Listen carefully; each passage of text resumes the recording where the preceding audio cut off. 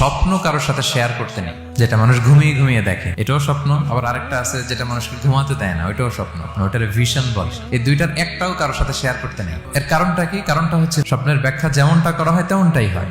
আপনি একটা স্বপ্ন দেখলেন, একজনকে একটা বললেন, সে হুট করে একটা ব্যাখ্যা দিয়ে দিল, ওইটাই হয়ে যাবে। এটা আপনার জন্য ভয়ঙ্কর হয়ে যেতে পারে। এক লোক এসে মুহাম্মদ ইবনে সিরিনকে বলল যে আমি দেখলাম আমার ছেলে পানি খেতে খেতে পেটটা এত বড় হয়ে গেছে।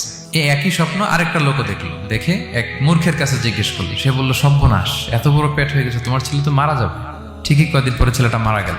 আর একই স্বপ্ন দেখে এই লোক মুহাম্মদ ইবনে সিরিনকে জিজ্ঞেস করেছিল, উনি বলেছেন যে তোমার ছেলে তো অনেক বড় আলেম হবে। ঠিক তাই হয়েছে, ওই ছেলে অনেক বড় আলেম হয়েছে। এই ভিশনও শেয়ার করা যাবে না কারোর সাথে। বিশাল বড় একটা কিছু প্রজেক্ট নিছেন, শুরু করার আগে আপনি বলে ফেলছেন, শেষ, আর এটা হবে না।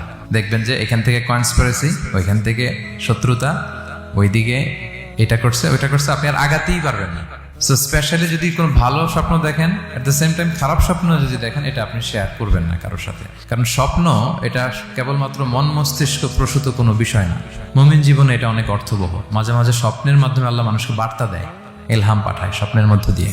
যার জ্ঞান নেই বা ব্যক্তিগত জীবনে পাপী, ভালো মানুষ নয় বা হিংসুক টাইপের, এদের কাউকে আপনার কখনো স্বপ্ন শেয়ার করবেন না। ভালো স্বপ্ন দেখলে শুকরিয়া করবেন আল্লাহর, আলহামদুলিল্লাহ, আল্লাহ কবুল করো। খারাপ স্বপ্ন দেখলে পানাহা চাবেন আল্লাহর কাছে।